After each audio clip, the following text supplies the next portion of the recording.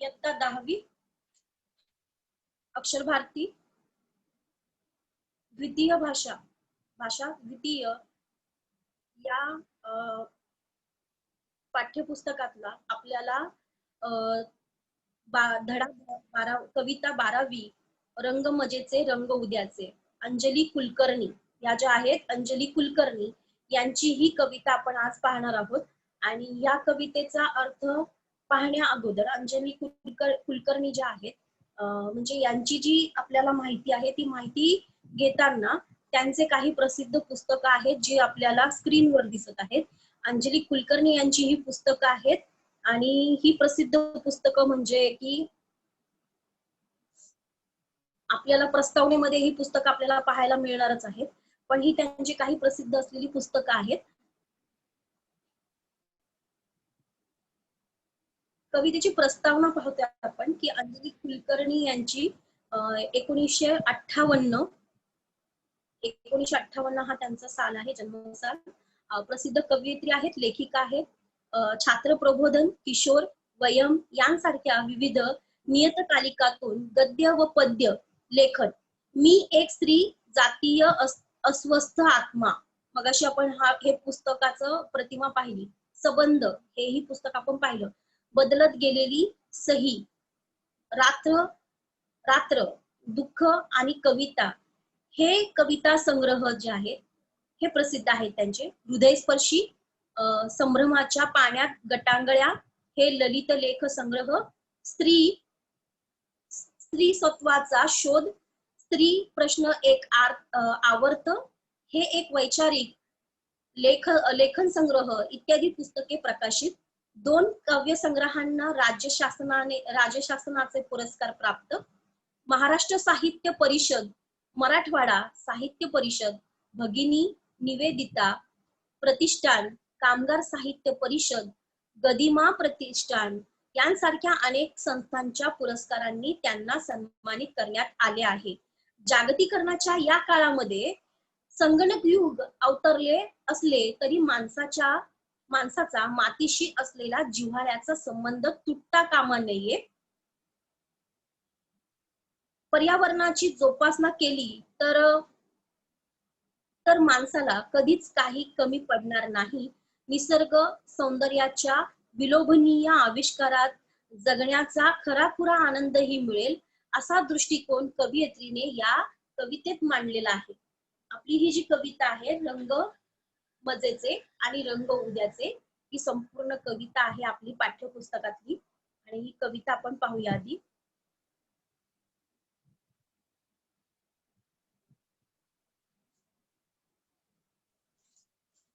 तुला फुलांचे दाट टाटवे, जिथे पोहोचते दृष्टी, रंग मजेचे रंग उद्याचे जपून ठेवू सृष्टी. धान्य देईना संगणक हा, काळी आई जगू, मातीमध्ये जे हात राबती तयास देऊ पुष्टी.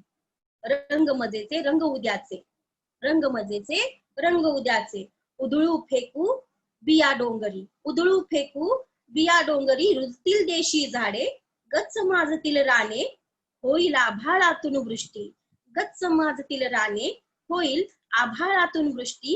रंग मजेचे रंग उद्याचे. डोंगरातून वाहते येते खळखळते हे पाणी, फेण धवलशा तुषारांमध्ये राहाल कैसे कष्टी. रंग मजेचे रंग उद्याचे. मिळेल पैसा मिळेल दौलत, मिळेल पैसा मिळेल दौलत यंत्रांच्या संगती, आभाळाच्या छत्राखाली एक अनोखी तुष्टी, आभाळाच्या छत्राखाली एक अनोखी तुष्टी. रंग मजेचे रंग उद्याचे.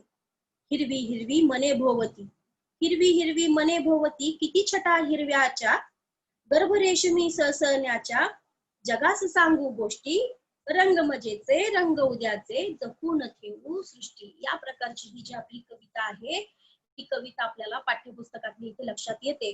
अंजली कुलकर्णी यांनी आपल्याला या कवितेच्या माध्यमातून आपल्याला सांगितलेलं आहे की जागतिकीकरण मोठ्या झपाट्याने होत आहे. हे खरं आहे की आपल्याला जागतिकीकरण आपल्याला पाहायला मिळतंय. इथे आपल्याला लक्षात येतं की कशा प्रकारे आपण जागतिकीकरणाच्या या मध्ये आपण किती पुढे पुढे चाललेलो आहोत, आपण किती किती प्रगत होत चाललेलो आहोत. म्हणजे रोज कुठला ना कुठला तरी आविष्कार होतोय, काहीतरी घडतंय आणि आपल्या कडे आपण म्हणजे एक काळ बघितला मग आपण, की लक्षात येतं की पूर्वी जी लोक होती ना, पूर्वीपासून ते आतापर्यंत किती बदल होत गेलेला आहे. की आपल्या हातातला फोन बघा ना, आज आपण या फोनवर लेक्चर घेतोय. हे एक जागतिकीकरणाचंच एक माध्यम आहे ना, की आज आपण इतकं प्रगत झालेलो आहे की आज आपण या कोविडच्या परिस्थितीमध्ये, या लॉकडाऊनच्या परिस्थितीमध्ये सुद्धा आज आपण एवढे लांब बसून सुद्धा आपण एकमेकांच्या अगदी जवळ आलेलो आहोत. ते म्हणजे या यांत्रिकरणाच्या माध्यमातून. हे जे काही टेक्नॉलॉजी आपली बदलत चाललेली आहे, या सगळ्या माध्यमातून आज आपण जवळ येत चाललेलो आहे. पूर्वी लोकांकडे फोन नव्हते, ते पत्राद्वारे व्यवहार म्हणजे माहिती घेत होते एकमेकांची. पुढे फोन आले. तुम्हाला आठवत असेल पूर्वी पेजर होता. मग नंतर हळूहळू त्याच्यामध्ये बदल घडत गेले. मग त्याच्यानंतर ना हळूहळू तो एक साधारणसा फोन आला. एक ज्याच्यावर तुम्हाला आठवत असेल की तुम्ही स्नेकचा गेम कधी खेळला असेल तर. तो डॉट डॉट वाला. म्हणजे हे काय आहे ना, हा बदल आहे. हा बदल होत गेलेला आहे. हा बदल आपल्याला घडत गेलेला आहे. भूमी प्रजापती हे काय आहे?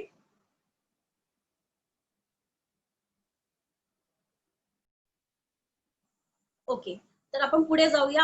आपण जागतिकीकरणावर बोलत होतो, की लेखिकेने आपल्याला सांगितलेलं आहे की इथे की जागतिकीकरणासोबतच आपल्याला कशा प्रकारे काळ्या मातीशी आपल्याला जोडलेलं आहे अजूनही. आज आपण खरं तर म्हणजे इतकं सारं काही प्रगत गोष्टी पाहतोय आणि ह्या प्रगत गोष्टींबरोबर आपण मातीशी दूर नाही होऊ शकत, कितीही केलं तरी आणि काहीही केलं तरी. आज जेव्हा आपल्याला पाऊस कमी पडतो तेव्हा लक्षात येतं की आपण कुठेतरी या काळ्या मातीशी आपण कमीपणा ठेवलेला आहे. आपला संबंध कमी होतो तेव्हा कुठेतरी आपल्याला लक्षात येतं की आपण जागतिकीकरणासोबत तर पुढे चाललोय, मशिनरी सोबत तर पुढे चाललोय, पण जी गोष्ट नैसर्गिकरित्या मिळते त्याला मात्र डावलून चालणार नाही. आणि याचंच आपल्याला त्यांनी स्पष्ट केलेलं आहे की कशा प्रकारे निसर्गासोबत आपल्याला राहायचं आहे. आपण या ओळींचा अर्थ जाणून घेताना लक्षात घेऊया की फुलांचे दात काटवे, जिथे पोहोचते दृष्टी, रंग मजेचे रंग उद्याचे, जपून ठेवू सृष्टी. धान्य देईना संगणक हा, काळी आई जगू, मातीमध्ये जे हात राबती, तयास देऊ पुष्टी. रंग मजेचे रंग उद्याचे. आता याचे शब्दार्थ बघा. दाट, दाट म्हणजे काय? गर्द.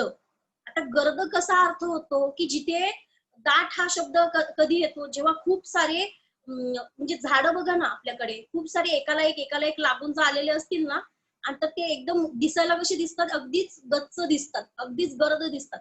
त्याप्रमाणे दाट हा शब्द. ताटवे, ताटवे म्हणजे काय? गुच्छ. जसं फुलांचा आपण बघा, गुलाबाच्या फुलांना आपण एकत्र बांधून ठेवलं तर ते काय होतं? गुच्छ होतो. ओके. दृष्टी, दृष्टी म्हणजे नजर. सृष्टी म्हणजे जग किंवा चराचर, असा हा शब्द सृष्टी यासाठी समानार्थी शब्द म्हणून तुम्हाला हा लक्षात येऊ शकतो. तयास, त्यांना. पुष्टी, पुष्टी म्हणजे काय? तर दुजोरा देणे, पाठबळ देणे. पाठबळ देणे म्हणजे एखाद्याला सहाय्य करणे. तर वाक्यप्रचारांचा अर्थ इथे दिलेला आहे. वाक्यप्रचारांचा अर्थ दिलेला आहे. हात रा, हात राबणे. इथे सॉरी हे झालेलं आहे, तुम्हाला दिसणार नाही. हात राबणे म्हणजे कष्टाची कामं करणे, कष्टाची कामं करणे. पुष्टी देणे म्हणजे काय? तर दुजोरा देणे, पाठिंबा देणे. पुन्हा एकदा वाक्यप्रचारांसाठी हे तुम्हाला अर्थ आहेत, अर्थ म्हणून विचारले जाऊ शकतात. तर यासाठी संबंधित असलेला तुम्हाला हा भाग आहे, लक्षात घ्या. आणि पुढे आपण पाहूया की फुलं, यांचा अर्थ घेऊया लक्षात, की फुलांचे दात टाटवी. तुम्हाला इथे पहिल्या पिक्चर मध्ये दिसत असेल की जिथे फुलं खूप सारी आलेली आहेत, फुलांचे अगदी दात टाटवे, जिथे जिथे पोचते दृष्टी, रंग मजेचे रंग उद्याचे, जपून ठेवू सृष्टी. ते काय सांगत आहेत? अंजली कुलकर्णी आपल्याला सांगत आहेत की निसर्गामध्ये जिथे जिथे आपली नजर जाईल तिथपर्यंत वेगवेगळ्या फुलांची गर्द गुच्छे म्हणजे गर्द डहाळी अशी लगडलेली पाहायला मिळाली पाहिजे. आपल्याला ह्या पिक्चर मध्ये जसं दिसून येत आहे की याप्रमाणे आपल्याला लक्षात आलं पाहिजे. इथे जो आपल्याला ह्या पिक्चर मध्ये आपल्याला कशा प्रकारे दिसत आहे की ते सांगत आहेत की आपल्याला की ज्याप्रमाणे एका एका डहाळीला म्हणजे काय, एका एका फांद्यांना ज्याप्रमाणे आपल्याला दिसत आहेत की कशा प्रकारे आपल्याला एका एका झाडाला फुलं लागलेली आहेत आणि या फुलांना ही फुलं कशी आहेत, अगदी दाट आहेत, गच्च आहेत, अगदी भरलेली आहेत आणि अशा या लगडलेल्या फुलांना खरं तर आपण पाहायला पाहिजे. हे मजेदार रंग आहेत, हे उद्याचे भवितव्य दाखवणार आहे. फुलांचे ताटवे म्हणजेच काय तर गुच्छ. भूमी ताटवे म्हणजेच काय तर फुलांचे जे असलेले गुच्छ आहेत ते. म्हणजे जसं बघा आता तुम्ही ह्या पिक्चर मध्ये पाहताय की इथे तुम्हाला खूप सारी फुलं एकत्रितरित्या तुम्हाला दिसत आहेत. तर अशा प्रकारे इथे आपल्याला कवींनी इथे सांगितलेलं आहे की निसर्गामध्ये जिथे जिथे आपली नजर जाईल तिथपर्यंत वेगवेगळ्या फुलांची जी गर्द गुच्छ डहाळी आहे, म्हणजे एखाद्या झाडाला बघा एकाच फांदीला खूप सारी फुलं आलेली आपण पाहतो, अगदी ती लगडलेली असतात, म्हणजे ती फुलांनी अगदी गच्च भरलेली दिसतात आपल्याला. आणि हेच जे दृश्य आहे ना, ही जी सृष्टी आहे ना, ही खूप मजेदार आहे. ही खूप आपल्याला निसर्गाचं हे जे रूप आहे, हे रूप आपण आपल्या डोळ्यांनी आपल्याला पाहायचं आहे. आणि म्हणूनच हे जे आहे हे उद्या भवितव्य सुद्धा आहे. हे जे काय आहे हे उद्याचं भवितव्य आहे. आणि या हिरव्या निसर्गाला आपण मायेने जपूया. अगदीच मायेने आपल्याला या निसर्गाची जी ठेवण आहे ही आपल्याला जपायची आहे, सांभाळायची आहे. आणि म्हणूनच आपल्याला या गर्द निसर्गासोबतच आपल्याला लक्षात घ्यायचं आहे की हे जे रंग आहेत हे खरं तर रंग मजेचे आहेत, हे उद्याचे रंग आहेत.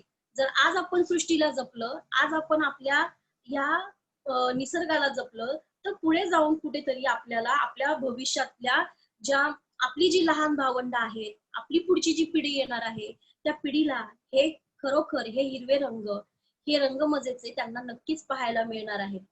आणि पुढे पाहूया की संगणक बघा, कवीने इथे आपल्याला पुढे सांगितलेलं आहे की धान्य देईना संगणक हा, काळी आई जगू मातीमध्ये जे हात राबती, तयास देऊ पुष्टी. तयास देऊ पुष्टी म्हणजे इथे लेखी आपल्याला पुन्हा एकदा कवितेत सांगितलेलं आहे कवीनी की कवयित्री इथे सांगतात की संगणक युग जरी आलेलं आहे आपलं, आपण कम्प्युटराइज भले झालेलो आहोत. संगणक म्हणजे काय तर कम्प्युटर. तर कम्प्युटर जरी आलेला आहे आणि कम्प्युटरमुळे आपण कितीही प्रगत झालेलो आहोत. म्हणजे जसं मी तुम्हाला मगाशी म्हटलं की आज पहा ना की आज आपण या लॉकडाऊन मध्ये सुद्धा आपण घराघरातून आज आपली शाळा, आपली जी काही आपण ती शिकण्याचा, टीचर शिकवण्याचा, हे कोणाच्या माध्यमातून करतात? संगणक प्रगती घडली म्हणून.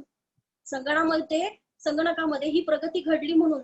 पण संगणकावर शेती केली जाऊ शकते का? नाही केली जाऊ शकत. आणि म्हणूनच आपल्याला हे लक्षात यायला पाहिजे की संगणक युग जरी आपलं आलेलं असलं तरी देखील आपल्याला ते खायला अन्न नाही देऊ शकत. म्हणूनच जी आपली काळी आई आहे, जी काळी माती आहे, ती म्हणजे आपल्याला धनधान्य देणारी आहे. म्हणून आपण हे जी शेती आहे ही शेती जगूया. ही जी शेती आहे ही जगूया. जे मातीमध्ये काबाड कष्ट करतात, जे शेतकरी वर्ग जो आहे, हा शेतकरी वर्ग बघा, त्यांनी जर धान्य पिकवलं नाही तर आपल्यापर्यंत कितीही प्रगत झालेलो असलो आपण, तर त्याला काहीच अर्थ मिळत नाही. म्हणजे पोटात अन्नच नसेल तर प्रगती कशी घडेल? खरं तर आपल्याला सगळ्यांना प्रगत करण्याचं कामच आपला शेतकरी वर्ग करत आहे. आणि शेतकऱ्याने शेती केली तर आपल्याला अन्नधान्य प्राप्त होतं, तरच आपल्याला आपली प्रगती साध्य होते.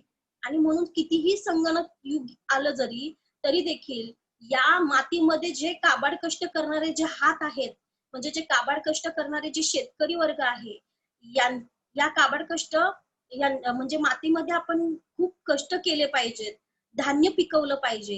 या हातांना म्हणजे या शेतकऱ्यांना आपण पाठबळ द्यायला पाहिजे. एक त्यांना पाठबळ द्यायला पाहिजे, जेणेकरून आपण त्यांच्या पाठीशी उभी राहूया आणि त्यांना सहकार्य करूया. म्हणजेच काय, तर मदत करूया. आपण सर्वांनी या शेतकरी वर्गाला खरंच मदतीची गरज आहे. आज आपण बघतो की सगळ्यांना प्रॉब्लेम क्रिएट झालेले आहेत, की आज या कोविडमुळे, ह्या आजारामुळे सगळेच जण त्रस्त आहेत. सगळ्यांना बाहेर निघायची भीती आहे, बाहेर काही करण्याची भीती आहे. पण शेतकरी घाबरला का या सगळ्याला? आजही पावसाची तो वाट पाहतो. आजही तो पावसाच्या प्रमाणे तो त्याची शेती चालवतो. निसर्गाचं थैमान कधीतरी चालूच असतं. काहीच नाही झालं तर तो तो काही संगणकावर काम करून आज इथे शेती केली, आज पेरणी केली, आज मी अमुक केलं, नाही होत. हा, संगणकाद्वारे एक अ, एखादं यंत्र तो चांगलं तयार करू शकतो, जेणेकरून त्याची शेती जी आहे ती सहजरित्या चांगली होऊ शकेल. सहजरित्या तो त्याची शेती जी आहे ती व्यवस्थित करू शकेल. म्हणजे शेतकऱ्याला पाठबळ देणं हेच म्हणजे मदतीचा हात देणं आहे. म्हणजे काय, तर आपण हा जो शेतकरी वर्ग आहे, याच्या हा जो काबाड कष्ट करणारा वर्ग आहे, याला मदत स्वरूपामध्ये आज जो बैलगाडीच्या जोरावर तो नांगरणी करतो, तीच कुठेतरी नांगरणी त्याला यंत्राच्या माध्यमातून लवकरात लवकर करता यावी आणि त्याचे कष्टाची जी कामं आहेत, त्या कष्टाच्या कामामध्ये थोडंसं सहकार्य करणं आवश्यक आहे. आणि म्हणूनच आपल्याला संगणक युग जरी आलं असलं, तरी संगणक आपल्याला शेती मात्र करून देत नाही. त्याच्यासाठी आपल्याला शेतकरी वर्गाला आपल्याला पाठबळ देणं आवश्यक आहे, असं आपल्याला कवयित्री या माध्यमातून सांगत आहेत. तर पुढे पाहूया. उधळू फेकूत बिया डोंगरी, रुजतील देशी झाडे, गच्च माजतील राने, होईल आभाळातून वृष्टी, रंग मजेचे, रंग उद्याचे. याचे शब्दार्थ बघा. उधळू, उधळू म्हणजे काय, विखरून टाकू. विखरून विखरून टाकू म्हणजे काय, तर पसरून टाकू. म्हणजे अगदी सर्वत्र पसरवणे. रुजतील म्हणजे काय, तर उगवतील. रुजतील म्हणजे काय, एखादं बी जेव्हा तुम्ही जमिनीत टाकता, तेव्हा ते त्याच्यातून कोंब बाहेर येतात. हळूहळू ते मोठं होतं. म्हणजेच ते काय होतात, की ते उगवले जातात. ते झाड जे आहे ते बियाण्याचं उगवलं जातं. रुजतील म्हणजेच काय, तर उगवतील. माजतील म्हणजे फोफावतील, म्हणजे भरपूर पसरतील असे. वृष्टी म्हणजे पावसाचा वर्षाव. वृष्टी म्हणजे काय, पाऊस, पावसाचा वर्षाव असा तिथे अर्थ दिलेला आहे. या कवितेच्या ओळींचा अर्थ जाणून घेताना आपल्याला लक्षात घ्यायचं आहे की कवी इथे काय म्हणत आहे, की उधळू फेकू बिया डोंगरी. ते काय म्हणतात, की उधळू फेकू बिया डोंगरी, रुजतील देशी झाडे, गच्च माजतील राने, होईल आभाळातून वृष्टी. होईल आभाळातून वृष्टी. म्हणून लक्षात घ्या कधीही, की इथे काय सांगितलेलं आहे, कवयित्री काय म्हणते, की जर आपल्याला ही सृष्टी जपून ठेवायची असेल तर आपल्याला काय करायला पाहिजे, की डोंगरावर ह्या ज्या बिया आहेत, हे बियाणं आहे, हे उधळून टाकूया. त्यातून हिरवी झाडे रुजतील. म्हणजे बियाणं एकदा का टाकलं तर त्याच्यातून काय, तर हिरवळ निर्माण होईल. आणि संपूर्णतः आपल्याला हिरवळ जर पाहायची असेल तर त्याच्यासाठी आपल्याला बियाणं रुजवणं फार आवश्यक आहे. म्हणून ह्या पेरलेल्या बियांमधून गर्द झाडी निर्माण होईल. म्हणजे तुम्हाला या पिक्चर मध्ये इथे तुम्हाला इथे दिसतंय, की लक्षात येतंय, की कशा प्रकारे इथे आपल्याला त्यांनी दिलेलं आहे. या इथे किती किती सारी झाडं एकत्र आपल्याला दिसतायत. आणि अशा प्रकारे ह्या बिया जेव्हा आपण उधळू, तेव्हा मात्र या पेरलेल्या बियांमधून गर्द झाडे निर्माण होईल आणि सारे राने फोपावतील. म्हणजे जिकडे तिकडे आपल्याला रानच रान, झाडच झाड पाहायला मिळतील. आणि मग काय होईल बरं, तर मग आभाळातून पावसाचा वर्षा होईल. आणि म्हणूनच आपल्याकडे या ग्लोबल वॉर्मिंगला जे काही कारणीभूत आहोत ना आपण, की आपण अनेक झाडं तोडली आणि त्याचा परिणाम काय झाला, तर पाऊस कमी झाला, तर कधी काय होतं, तर कधी काय होतं. अशा अनेक गोष्टींना आपल्याला सामोरं जावं लागतं. आणि म्हणून इथे लक्षात घ्यायला पाहिजे. म्हणून आपल्याला लक्षात घ्यायला पाहिजे, की ह्या जागतिकरणासोबत आपल्याला आपल्या जागोजागी जिथे जिथे आपल्याला पृथ्वीवर जितकी जागा आहे तेवढ्या संपूर्ण जागेमध्ये रानं कशी पसरवता येतील, म्हणजे हिरवी गर्द झाडं कशी तयार होतील. आज आपण सहज एखाद्या कारणासाठी एखादं झाड तोडून टाकतो, उपटून टाकतो. बरीचशी लोक झाडांची काळजी घेत नाही. एखाद्या म्हणजे आज आपण घरामध्ये घराघरामध्ये कुंडीमध्ये झाड लावलं तर ते त्याने काही निसर्ग निर्माण होईल का? आपल्या घराघरातल्या त्या कुंड्यांमध्ये आपण फक्त आपल्या घरापुरती आपण मर्यादित होतो. आपण सृष्टीसाठी मर्यादित होत नाही. आपण पूर्णतः निसर्गाला पूर्णतः सहकार्य नाही करत आहेत. जेव्हा आपण एखादं झाड रुजवू, एखादं बियाणं लावू आणि अशा बियाणांना जेव्हा रुजवलं जातं, त्याला वाढवलं जातं, त्याची संपूर्ण काळजी घेतली जाते. जोपर्यंत ते झाड ते मोठं होत नाही तोपर्यंत त्याची देखभाल केली जाते. तेव्हा कुठे आपण निसर्गाला जपण्याचा प्रयत्न करत असतो. आणि म्हणूनच या निसर्गाला जपण्याचा प्रयत्न करत असताना आपल्याला कवयित्रीने इथे एक प्रकारचा संदेश दिलेला आहे की सगळ्या डोंगर दऱ्यांमध्ये तुम्ही काय करा, तर बियांची लागवड करा, रुजवणूक करा, जेणेकरून तुम्हाला लक्षात येईल की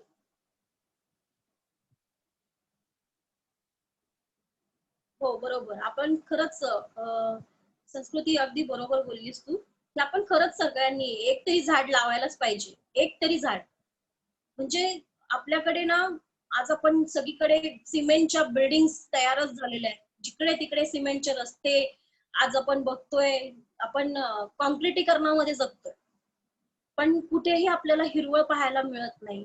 ती हिरवळ बघण्यासाठी आपल्याला लांब दूरवर अगदी जावं लागतं. आपल्या घराच्या आजूबाजूला आपल्याला हिरवळ पाहायलाच मिळत नाही. एखादं झाड आपल्याला उभं राहिलेलं दिसत नाही. हे सगळं सगळं कारण आहे ते म्हणजे आपल्या सर्वांमुळे आणि म्हणूनच आपल्याला येस हा फुटप्रिंट सारखाच कुठेतरी लेसन आहे. नीरज बरोबर बोलतोयस तू. पण आपल्याला निसर्गाचं महत्व अंजली कुलकर्णी यांनी या माध्यमातून दिलेलं आहे. म्हणूनच आपल्याला इथे ते कवयित्री म्हणत आहेत की डोंगर दऱ्यांमध्ये बिया उधळून फेकून आपल्याला सगळीकडे देशी झाडं उगवली पाहिजे. तर पुढे पाहूया की डोंगरातून वाहत येते खळखळते हे पाणी, फेन धवलशा तुषारांमध्ये राहील कैसे कष्टी, रंग मजेचे रंग उद्याचे. आता इकडे पहा, ह्याचे शब्दार्थ तुम्ही नोट डाऊन करतायत मला वाटतं सर्वच जण. आपल्या पहिला शब्दार्थ हा आहे खळखळते. म्हणजे खळखळ हा आवाज आहे. खळखळ हा आवाज आहे म्हणजे वाहणारं जे पाणी आहे, पाण्याचा जो आवाज येतो जेव्हा डोंगर दऱ्यांमधून पाणी आपण धबधबे पाहतो आणि त्या धबधब्यांचं पाणी जेव्हा वाहत येतं डोंगरातून एखाद्या खडकातून, तेव्हा त्याचा जो आवाज येतो त्याला खळखळणे किंवा खळखळते पाणी असं म्हटलं जातं. खळखळता हा आवाज आहे. फेनधवल. फेनधवल म्हणजे काय? फेसासारखा. फेन म्हणजे काय? फेस. फेसासारखा. धवल म्हणजे सफेद, पांढरा, शुभ्र. म्हणून फेन धवल म्हणजे फेसासारखा सफेद, पांढरा, शुभ्र. तुषार. तुषार म्हणजे काय? तर थेंबांचा शिडकाव. आता पावसाचे जे थेंब आपल्याला पडतात त्याला पावसाचे तुषार देखील आपण म्हणतो. पाण्याचे जेव्हा बारीक बारीक थेंब आपल्यावर पडतात त्याला तुषार असे म्हणतात. कैसे म्हणजे कसे. कष्टी. कष्टी म्हणजे नाराज, खंतावलेले. इथे कष्टी म्हणजे होडी असा अर्थ होत नाही. इथे कष्टी म्हणजे नाराज, खंतावलेले असा अर्थ होतो. कष्टी होणे, वाक्यप्रचाराचा अर्थ पहा. कष्टी होणे म्हणजे काय? तर दुःखी होणे. कष्टी होणे म्हणजे काय? तर दुःखी होणे. इथे त्यांनी आपल्याला पुन्हा एकदा याचं वर्णन करताना त्यांनी सांगितलेलं आहे. इथपर्यंत मला वाटतं सगळ्यांनी तुमचे शब्दार्थ वाक्यप्रचार जे आहेत ते तुम्ही नोट डाऊन केलेले नक्कीच असतील.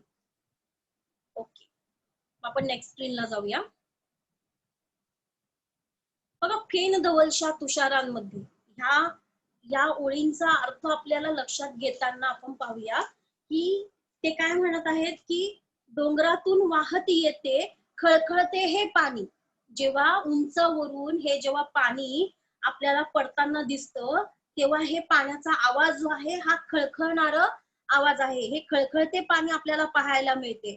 फेन धवलशा तुषारांमध्ये राहाल कैसे कष्टी. म्हणजे ते काय म्हणतात की हे बघा, फेन धवल म्हणजे पांढरं शुभ्र आपल्याला धबधबे कोणाला पाहायला आवडत नाही बरं. कित्येक लोकांना ह्या पावसाच्या दिवसांमध्ये, आता तर आपण लॉकडाऊन मध्ये फसलेलो आहोत म्हणून, नाहीतर आज आपण लगेच सुट्टीचा दिवस पाहून, जर ही परिस्थिती अशी नसती तर सुट्टीचा दिवस बघून अनेक लोक धबधब्यांच्या ठिकाणी जातात. का जातात? आनंदाचे क्षण घेण्यासाठी. जी सृष्टी, जे निसर्ग आपल्याला पाहायला मिळत नाही, अशा हा निसर्ग आनंद हा आपल्याला अनुभव घेण्यासाठी आपण इथपर्यंत पोहोचण्याचा प्रयत्न करत असतो. आणि म्हणूनच आपल्याला धबधबे हा जो निसर्ग आहे हा आपल्याला आवडू लागतो, हा आपल्याला समजू लागतो. आपल्याला अशा ठिकाणी गेल्यावर आपल्याला खूप आनंद मिळतो. आणि म्हणूनच ते काय म्हणतात बघा, की डोंगरामधून झरे धबधबे वाहत येतात, त्यात खळखळते वाहणारे हे पाणी असते. पांढऱ्या शुभ्र तुषारांचे हे संजीवनी रूप बघून, म्हणजे हे संजीवन रूप जे आहे हे पाहिल्यानंतर कोणाचंही मन जे आहे हे दुःखी कष्टी होणार नाही. सगळ्यांना मात्र आनंदच आनंद भेटेल. सगळ्यांना काय भेटेल तर आनंदच आनंद भेटेल. म्हणजे काय, एखादा कधी असं झालंय का की आपण धबधब्याच्या किनारी जाऊन बसलोय आणि तिथे मात्र आपल्याला भरपूर दुःख घेऊन बसलोय? नाही ना. आपण जेव्हा जेव्हा असं प्रसंग, असा निसर्ग जेव्हा बघतो ना, तर पहिला प्रथम आपल्याला वाटतं की कधी मी या पांढऱ्या शुभ्र पाण्यामध्ये मी जाऊन आनंद, आपला पूर्ण मनाचा जो आनंद आहे तो पूर्णतः घेण्याचा प्रयत्न करत असतो आपण. सगळ्यांनाच आपल्याला या पावसाचं जे काही हे रूप आहे, धबधब्यांचं स्वरूप जे आहे ते प्रत्येकाला आवडतं. आपल्याला सगळ्यांना म्हणजे जर तुम्ही कधी ट्रेननी प्रवास केला आणि तुम्हाला जर पुण्याच्या दिशेने जाताना तुम्ही पाहिलं की तिथे ना अनेक प्रकारचे धबधबे, छोटे मोठे, त्या डोंगरदऱ्यातून त्या जेव्हा ट्रेन जाते ना तेव्हा मात्र हे धबधबे अतिशय पाहण्यासारखे असतात या दिवसांमध्ये. आता तर ते शक्य नाहीये, पण तरी देखील कधी प्रसंग आला पावसाच्या दिवसांमध्ये पाहण्याचा तर नक्की पहा. खूप सुंदर वाटतं, खूप छान वाटतं ते पाहताना. हे धबधबे पाहताना आपण आपलं थोड्या वेळ आपलं जे मनात काही जे काही चाललेलं असतं ना घालमेल, ती सगळी विसरून जातो आपण. सगळी विसरून जातो आणि आपल्याला हा निसर्ग हवा हवासा वाटतो. आणि हेच निसर्गाचं हे जे स्वरूप आहे ना, हेच पाहण्यासाठी आपण हे अनुभव घेणं खूप खूप आवश्यक आहे. आणि म्हणूनच इथे ते म्हणतात की हा आनंद, कोणीच दुःखी राहणार नाही, सगळे आनंदी राहतील, मनातले दुःख दूर होतील. आणि हेच पाण्याचे हे फेसासारखे असलेले हे जे पांढरे शुभ्र असणारे हे जे पाणी आहे, हे जे तुषार आहेत, हे सगळे अनुभवले पाहिजेत. आणि त्यावेळेसच आपण आपला दुःख विसरून आपण पुढे जाऊ शकतो. निसर्ग आपल्याला भरपूर काही देतं, निसर्ग आपल्याला बरंच काही देत असतं. त्याचबरोबर तो आपल्याला आनंद देखील देत असतो. एखादं फूल जेव्हा आपण पाहतो ना, तेव्हा मात्र त्या फुलाला बघून आपण दुःखी कधीच होत नाही. लक्षात घ्या. निसर्गाची इतकी किमया आहे ना आपल्याकडे, की एखादा निसर्गरम्य आपण एखादी गोष्ट जेव्हा आपण पाहतो ना, तेव्हा त्याला बघून आपल्याला कधी दुःख होत नाही. का कोण जाणे?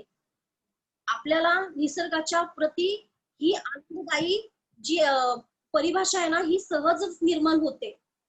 कधी धबधब्याला बघून दुःख कधीच होत नाही. कधी फुलाला पाहून कधीच दुःख होत नाही. आणि एखाद्या फुलाचा सुवास घेऊन तर दुःख कधीच होत नाही. आपण माणसं ही दुःखालाच कवटाळून घेत असतो. पण जेव्हा या निसर्गाच्या सानिध्यात जातो, निसर्गाच्या सानिध्यात गेल्यावर आपल्याला आनंद काय असतो हे इथे आपल्याला लक्षात येतं. आणि पुढे ते म्हणतात, बघूया आपण या कवितेमध्ये. या स्क्रीनवर दिसत आहे की मिळेल पैसा मिळेल दौलत, यंत्रांच्या संगती, आभाळाच्या छत्राखाली एक अनोखी तुष्टी, रंग मजेचे रंग उद्याचे. आता इथे अर्थ घेताना आपण लक्षात घेऊया की ते काय म्हणतात. की शब्दार्थ पाहूया आधी. दौलत, दौलत म्हणजे संपत्ती. संगती म्हणजे काय? संगती म्हणजे काय तर सोबती. छत्र, छत्र म्हणजे काय? छप्पर, सावली. छत्र म्हणजे काय तर छप्पर, सावली. अनोखी म्हणजे काय? वेगळी, निराळी, सगळ्यांपेक्षा वेगळं असलेलं, अशी अनोखी. असा हा या कवितेचा अर्थ पाहणार आहोत आपण. की इथपर्यंत प्रत्येकाला क्लिअर आहे? कोणाला काही डाऊट आहे? आपण या ओळींचा अर्थ पाहूया. बरं, ठीक आहे. मिळेल पैसा मिळेल दौलत, यंत्रांच्या संगती, आभाळाच्या छत्राखाली एक अनोखी तुष्टी, रंग मजेचे रंग उद्याचे. इथे ते काय सांगत आहेत या ओळींचा अर्थ घेताना? बघा, यंत्रांच्या संगती. बघा, आपल्याला यांत्रिक प्रगती पण आवश्यक आहे. यंत्रांच्या सोबती सुद्धा आपल्याला राहायचं आहे. आणि या यंत्रांसोबतच आपल्याला पुढे पुढे प्रगती सुद्धा करायची आहे. आणि म्हणूनच ते काय म्हणतात कवयित्री की यंत्रांच्या सोबती त्याबरोबर राहताना हिरव्या रानामुळे जी धनदौलत मिळते, जी धनदौलत आपल्याला मिळणार आहे ती आभाळाच्या छत्राखाली म्हणजे सावलीखाली, छत्राखाली म्हणजे काय तर सावलीखाली एक निराळी तृप्तता असते, एक वेगळेच समाधान आपल्याला प्राप्त होते. म्हणजे एक वेगळे समाधान आपल्याला प्राप्त होते. इथे कवयित्री आपल्याला सांगतायत की हे जो तुम्हाला स्क्रीनवर मी जे काही फोटोज दिसत आहेत, जे तुम्हाला प्रतिमा दिसत आहेत, त्या प्रतिमांच्या माध्यमातून तुम्हाला हे लक्षात आलं असेल की कशा प्रकारे यंत्रांच्या सोबती आपल्याला पुढे जायचं आहे.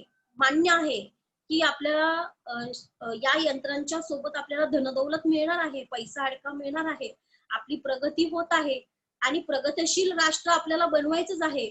पण तरी देखील कितीही माणूस त्या यंत्रांसोबत असला तर यंत्रांना पाहून त्या सक्सेसफुल होण्याचा एक छोटासा आनंद होऊ शकतो, पण तो आनंद आभाळाच्या छत्राखाली खूप वेगळाच असतो. जेव्हा आपण निसर्गामध्ये एका सुंदरशा क्षणी आपण जेव्हा असतो तेव्हा मात्र हा आनंद वेगळाच असतो आपल्यासाठी. ते समाधान ते आपल्याला एखादं यंत्र नाही देऊ शकत. एक आर्टिफिशियल आपल्याला क्लाउड जरी तयार करून दिला तरी तो जो ढग आहे आणि आपला जो नैसर्गिक जे वातावरण आहे यामध्ये फरक असणारच ना. यंत्रांचं माध्यम आपल्याला आवश्यक आहे, यंत्रांच्या माध्यमातून आपल्याला देशाची प्रगती घडवायची आहे, पण आपल्याला आपल्या निसर्गाचं जे छत्र आहे, हे आभाळाचं जे छत्र आहे, या आभाळाच्या सावलीत एक वेगळंच समाधान आपल्याला प्राप्त होते. एक प्रकारे कवयित्रीने आपल्याला इथे सांगितलेलं आहे की यांत्रिक युग आणि निसर्ग यांची सांगड घालताना त्यांनी आपल्याला सांगितलेले आहे की कशा प्रकारे आपण निसर्गाला जपलं पाहिजे, निसर्गाच्या सानिध्यात राहायला पाहिजे, निसर्ग काय आहे ते अनुभवलं पाहिजे. मनुष्य हा फक्त आणि फक्त आपल्या कामापुरती मर्यादित न राहता त्याने निसर्गाचाही विचार करायला हवा. याच प्रकारे इथे आपल्याला अंजली कुलकर्णी यांनी एक यांत्रिक गोष्टीचं उदाहरण देऊन आपल्याला सांगितलेलं आहे की आपल्याला यंत्राच्या माध्यमातून धनदौलत मिळेल, पैसा मिळेल, पण आभाळाचं छत्र मात्र त्याने विसरता कामा नये. पुढे पाहूया, हिरवी हिरवी मने भोवती, हिरव्या हिरव्या मने भोवती किती छटा हिरव्याच्या, किती छटा हिरव्यांच्या गर्भ रेशमी सळसळण्याच्या, जगास सांगू गोष्टी, जगास सांगू गोष्टी, रंग मजेचे रंग उद्याचे. शब्दार्थ बघा, तृष्टी, तृष्टी म्हणजे काय, तृप्ती, समाधान, समाधान होणे. भोवती म्हणजे काय तर सर्वत्र. गर्भरेशमी काय तर गर्भरेशमी म्हणजे रेशमाच्या गाभ्यासारखा, सुखद गाभ्यासारखा म्हणजे काय, रेशमाचं रेशीम धागा कसा असतो तो जेव्हा रेशीम धाग्याचा तुम्ही जेव्हा त्याला हात लावता त्या रेशमाप्रमाणे तो अतिशय सुखद आपल्याला असला पाहिजे, असं त्यांनी इथे नमूद केलेलं आहे, त्यांनी सांगितलेलं आहे. तर आपण इथे पाहूया बघा, तुम्हाला वरच्या ह्याच्यामध्ये तुम्हाला प्रतिमेमध्ये लक्षात येत असेल की या हिरव्या रंगाच्या कितीतरी छटा मी तुम्हाला दाखवलेल्या आहेत. बघा, कुठेतरी डार्क अगदी मेहंदी कलर असलेला, कुठेतरी आणखीन थोडासा त्याच्यापेक्षा कमी कलर असलेला, खूप सारे हिरव्या रंगांच्या या शेड्स आहेत. आणि असेच शेड्स जे आहेत ना ते आपण निसर्गामध्ये पाहतो. निसर्गातल्या ह्या ज्या पानांचा रंग आहे ना हा अशाच प्रकारे बदलत असतो. ही जी पानं आहेत या हिरव्या रंगांची ही छटा जी आहे ही आपल्याला निसर्गच दाखवत असतो. आपण हिरवा रंग म्हणजे आपल्याकडे एकच हिरवा रंग आहे का, या हिरव्या रंगामध्ये कितीतरी छटा आहेत, खूप सारे शेड्स आहेत. हे सगळे शेड्स आहेत, अगदी पांढऱ्या रंगात सुद्धा आपल्याला हिरवा रंग लपलेला दिसून येतो. ह्या पांढऱ्या रंगामध्ये सुद्धा ह्या शेवटचा जो आहे तिथून सुरुवात आपल्याला बघता येतं की रंगांमध्ये कशा प्रकारे बदल घडत असतो. आणि या हिरव्या रंगाच्या हे जे काही अगणित असलेले जे रंग आहेत हे रंग आपल्याला इथे सांगताना कवी म्हणत आहेत की परत एकदा आपण या कवितेचा ओळ आपण पाहूया की हिरव्या हिरव्या मनभोवती किती छटा हिरव्यांच्या, गर्भरेशमी सळसळण्याच्या, जगास सांगू गोष्टी, रंग मजेचे रंग उद्याचे. हे पाहताना कवयित्री इथे आपल्याला सांगतात की पावसाने फुललेल्या या ज्या काही अगणित हिरव्या रंगांच्या ज्या काही छटा आहेत, कितीतरी रंग आहेत, कितीतरी न सांगता येणारे असे रंगांच्या छटा आहेत या, आणि जणू काही ही हिरवी हिरवी समृद्धी आपल्याला झालेली मनेच आहेत. आपली मन समृद्धी करणाऱ्या, ह्या मन समृद्धी दाखवणारी ही मन आहेत आपल्या हिरव्या हिरव्या रंगांनी नटलेली. आणि मनात जपलेल्या रेशमाच्या रेशीम धाग्याच्या ज्या मखमली आहेत, त्या गाभ्यासारख्या अतिशय कोमल भावना, सुखाच्या गोष्टी माणसे एकमेकांना सांगतात. ही जी माणसं आहेत अतिशय एकमेकांना सांगत असतात. आणि म्हणूनच ह्या सळसळत्या पानांसोबतच हे जे काही निसर्गाची गर्भरेशमी असणारी ही जी काही सळसळणारी ही जी पानं आहेत. आता सळसळ हा शब्द पानांच्या संदर्भात येतो, की शब्दसमूहाबद्दल एक शब्द जरी म्हटला तरी चालेल, की पानांचा होणारा आवाज सळसळ. ठीक आहे. धबधब्याचा जसा पाण्याचा होणारा आवाज खळखळ, सळसळ आणि खळखळ, हे दोन शब्द पुन्हा एकदा नादमय शब्द दर्शवणारे आहेत, नाद दर्शवणारे शब्द आहेत. तर असा हा आपल्याला भाग बघताना एक लक्षात घ्यायला पाहिजे, की इथे आपल्याला कशा प्रकारे निसर्गाची जपवणूक इथे आपल्याला कवयित्रीने सांगितलेली आहे. आणि जेव्हा आपण हा निसर्ग, हा ज्या हिरव्या रंगाच्या आपल्या ज्या छटा आहेत, या हिरव्या रंगाच्या छटा जेव्हा जपू, तेव्हाच मात्र आपण ह्या निसर्गाला जपू शकतो. म्हणजेच काय तर आपल्याला कवयित्रीने जे सुरुवातीपासून ते अगदी शेवटपर्यंत सांगितलेलं आहे, की आपल्याला गर्द अशा फुलांचा गुच्छ आपल्याला पाहायला पाहिजे. आपल्याला ह्या काबाड कष्ट करणाऱ्या शेतकऱ्यांना पाठबळ द्यायला पाहिजे. तर ते पुढे म्हणतात, की सगळ्या डोंगर दऱ्यांमध्ये बिया उधळून आपण गच्च रानं माजूया. म्हणजे काय तर गच्च रानं आपण तयार करूया. तर पुढे ते म्हणतात, की जी धबधबे आहेत, जे पांढऱ्या शुभ्र म्हणजे फेन धवल सारख्या असणाऱ्या या पांढऱ्या शुभ्र धबधब्याचं जे काही आपलं स्वरूप आहे, ते स्वरूप आपण आनंदाने पाहूया. तर यंत्रांच्या सोबतीने तर आपल्याला राहायचंच आहे, पण त्याचबरोबर आभाळाचं छत्र मात्र आपण विसरता कामा नये. त्याच्या खाली मिळणारं समाधान आपल्याला लक्षात राहिलं पाहिजे. तर ते शेवटी आपल्याला म्हणतात, की ह्या हिरव्या रंगाच्या कितीतरी छटा आहेत, हिरव्या रंगाच्या कितीतरी गोष्टी आहेत, की ज्या आपल्याला लक्षात आणतात, की कशा प्रकारे माणसाने निसर्गाला समृद्ध केलं पाहिजे. निसर्गाला आपल्याला अगदी निसर्गाची देखभाल केली पाहिजे. आणि म्हणूनच आपल्याला जेव्हा माणूस निसर्ग जगला, म्हणजे खरं तर हा जो आपण ही जी प्रतिमा पाहतोय, खरं तर जेव्हा माणूस खरंच निसर्ग जगला ना, तरच आपली जे मानव समाज आहे, हा जो आहे, हा फक्त आनंदाने जगू शकेल. निसर्ग आपल्या जीवनातला अविभाज्य घटक आहे, म्हणजे अतिशय महत्वाचा घटक आहे. त्याशिवाय आपण काही जगू शकणार नाही. निसर्ग असेल तर मानव असेल, मानव असेल तर निसर्ग. म्हणजे ही जी संकल्पना आहे, हे दोघांनाही समजून घ्यायला पाहिजेत आणि त्यांना आपण समजलं पाहिजे. इथपर्यंत आपली कविता संपूर्णतः शिकवून झालेली आहे. जर कोणाला या संदर्भात काहीही डाऊट्स असतील तर नक्की विचारा. इथपर्यंत कोणालाही कविता संपूर्णतः लक्षात आली आहे प्रत्येकाला? Okay, very good. कविता अतिशय सोपी आहे. रंग उद्याचे, रंग मजेचे, हे सगळे निसर्गातले रंग आपल्याला समजायला हवेत. कारण हे जे आहेत उद्याच्या भविष्यातल्या पिढीला आपल्याला जर दाखवायचे असतील ना, तर त्यासाठी आतापासून आपण सुरुवात करायला हवी. निसर्गाला जपायला हवं. आणि तरच ही जी सृष्टीतले जे हे विविध रंग आहेत, हे विविध रंग आपल्याला इतरांना दाखवायला मदत होऊ शकते. लक्षात आलं? म्हणून रंग मजेचे, रंग उद्याचे ही जी कविता आहे, ही निसर्गाला जपा असा संदेश देणारी आहे. यंत्रांच्या सोबत आपल्याला निसर्गाला सुद्धा महत्व दिलं पाहिजे, ही सांगणारी ही कविता आहे. मला वाटतं आपल्याला ही कविता प्रत्येकाला समजलेली आहे आणि कोणालाही या संदर्भात डाऊट नाही. ओके, ठीक आहे.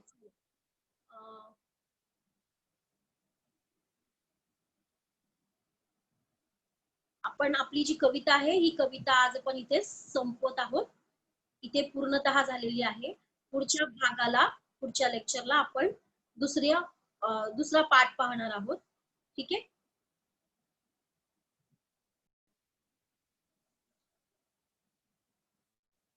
एकंदरीत सगळ्यांना ही कविता समजलेली आहे. सोपी आहे, निसर्गाच्या संदर्भात असलेली कविता आहे.